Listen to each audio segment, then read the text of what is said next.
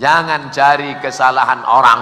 Al-insan, manusia, makanul khata', tempatnya salah, silap, lupa. Kalau mau dicari-cari manusia ini kesalahannya, ya salah semua. Hidungnya salah, pesek. Kulitnya salah, sawo matang hampir busuk.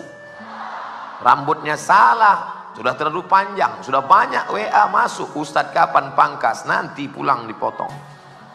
Ustadz Somad ceramah kenapa dipasang lampu terang? Karena ada kamera. Kalau lampunya tidak terang nanti Ustadz wajahnya hitam. Orang jadi ngejek. Anian nih Ustadz kalian aliran sesat kan mukanya hitam.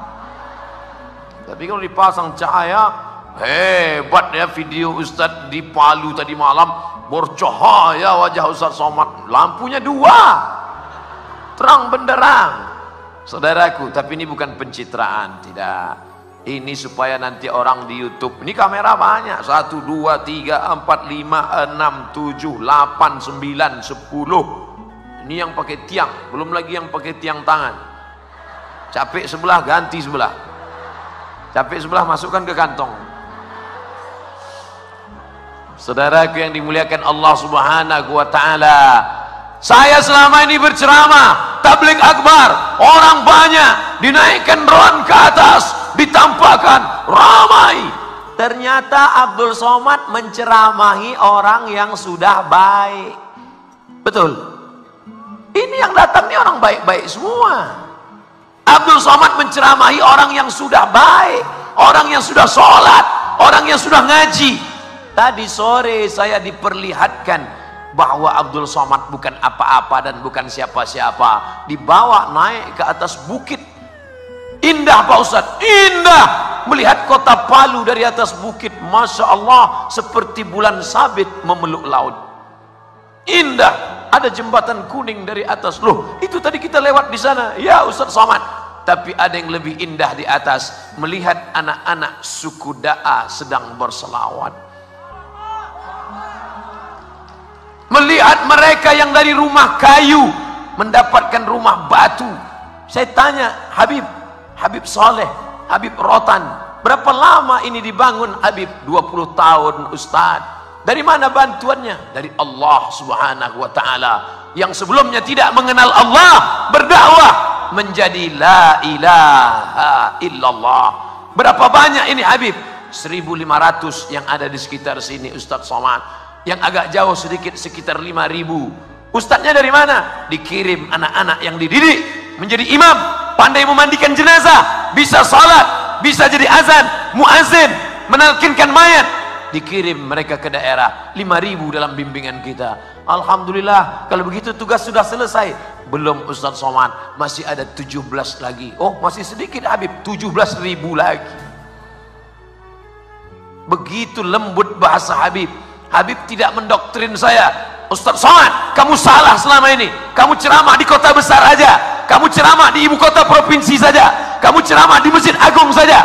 Bukan begitu cara beliau. Lembut, dibawanya naik-naik ke atas sampai turun ke bawah. Saya berpikir ternyata aku selama ini belum berdakwah. Selama ini kau Abdul Somad cuman menceramahi orang baik, yang sudah baik, yang sudah pakai jilbab. Sudah pakai jilbab semua.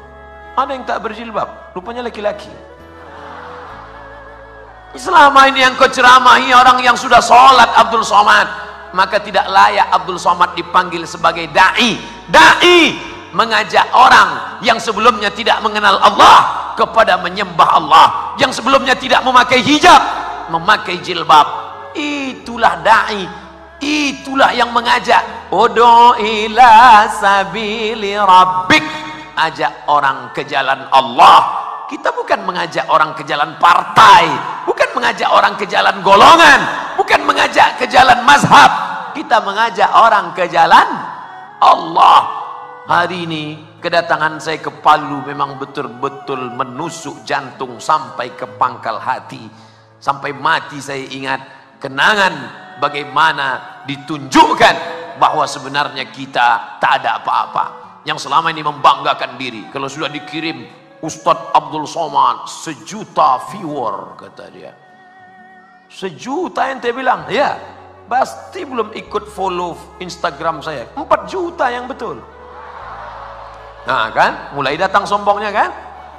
La yadkhulul jannah, ingat Ustaz Somad, la yadkhulul jannah, tidak masuk surga. Siapa yang tidak masuk surga itu?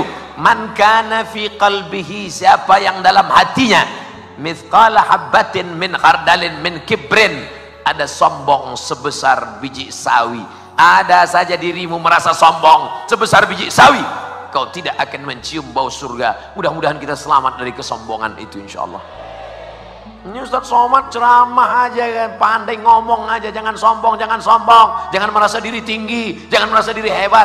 Dia sendiri tempatnya tinggi, kami di bawah. Tempat ini dibuat, kan nggak mungkin saya ceramah di bawah, dibuat saya ceramah di atas supaya ibu-ibu, bapak-bapak bisa melihat, oh ternyata Ustaz Somad itu ada di alam nyata. Ternyata dia jelas manusia, dia rupanya. Kami sangka dia selama ini transformer, Robocop. Saudaraku yang dimuliakan Allah Subhanahu wa taala, tema kita malam ini adalah mengokohkan ukhuwah. Ukhuwah diambil dari kata akhi. Assalamualaikum ya akhi ya ukhti. Saya sebetulnya kalau mau nyanyi ini udah lama, album saya banyak. Kan sombong lagi. Yang laki-laki ya akhi, yang perempuan ya ukhti. Kalau bahasa kampung Ustadz, my brother, saudaraku. Diambil dari kata satu, udara, perut, saudara, saudara, seperut, seperut. Apa maksudnya seperut? Udara, perut, sesatu, seperut. Saya tidak paham makna Ustadz Somad katakan kita kok seperut. Saya datang dari Sumatera, ini Palu, Sulawesi Tengah, jauh Ustadz Somad, melewati Kalimantan, tapi kita berasal dari satu perut. Perut siapa? Perut Hawa, istri Adam alaihi salam. Tolong yang tidak berasal dari perut Hawa angkat tangan. Berarti dia dari monyet. Kasar sekali ngomong Ustadz Somad. Yang ngomong bukan saya, Charles Darwin. Kata Darwin, Nabi Adam itu nggak ada, kata dia. Dunia ini tercipta dengan sendirinya, nggak ada Tuhan. Ateis, A tidak, T Tuhan, is keyakinan. Ateis, keyakinan yang meyakini tidak ada Tuhan. Tuhan itu tidak ada. Yang ada itu hanyalah manusia yang berimajinasi, berhalusinasi, mengatakan ada Tuhan dalam kepalanya. Makanya mereka kalau naik pesawat, ngelihat orang baca doa, subhanalladzi sakhkhara lana hadza wa ma kunna lahu muqrinin wa inna ila rabbina lamunqalibun. Apa baca-baca doa? Nggak ada itu Tuhan. Yang satu baca doa menurut agamanya masing-masing. Apa baca doa? Nggak ada itu Tuhan. Tapi ternyata begitu pesawat mulai masuk ke awan, tiba-tiba turun ke bawah. Dialah yang paling kuat berkata, oh my God. Ngomong apa tadi? Oh my God. Apa artinya? Oh Tuhan. Ternyata kau berkata tak ada Tuhan ketika engkau sedang aman, nyaman. Ketika sedang stres, oh my God, ada Allah. Tapi kita tidak mengatakan dia oh my God. Kita berkata la ilaha illallah. Allah yang menciptakan, Allah yang menghidupkan, Allah yang mematikan. Makanya selesai sholat itu kita tanamkan ke dalam jantung hati kita, ke dalam sumsum otak kita. Anak-anak kita tanamkan ke dalam kepalanya. La ilaha illallah wahdahu la syarikalah. Kalau kau punya kekuasaan, yang punya kuasa bukan engkau, tapi Allah. Lahul mulku. Kalau engkau dipuji-puji orang, bukan engkau yang punya pujian, tapi dia. Walahul hamdu. Yuhyi, dia yang menghidupkan. Wa yumit, dia yang mematikan. Wa huwa ala kulli syai'in qadir. Lahul mulku, dia punya kekuasaan. Walahul hamdu, dia yang punya puja-pujian. Yuhyi, dia yang menghidupkan. Wa yumit, dia yang mematikan. Wa huwa ala kulli syai'in qadir. Itu diulang sampai 3 kali. La ilaha illallah syarikalah lahul mulku wa lahul hamdu yuhyi wa yumit wa huwa ala kulli syai'in qadir. La ilaha illallah syarikalah lahul mulku wa lahul hamdu yuhyi wa yumit wa huwa ala kulli syai'in qadir. Itu bukan sekedar mantra, itu bukan abrakadabra bim salabim. ditanamkan ke dalam hatimu, ke dalam jantungmu, supaya engkau bisa berkata di akhirat nanti bahwa kau tidak punya apa-apa. La haula wala quwata illa billahil aliyil azim. Assalamualaikum warahmatullahi wabarakatuh. Hai sahabat religiwan semuanya, semoga usia bertambah, istiqomah juga semakin bertambah, amal bertambah, maka bertambah pula kesiapan kita untuk tetap menebar kebaikan. Assalamualaikum warahmatullahi wabarakatuh.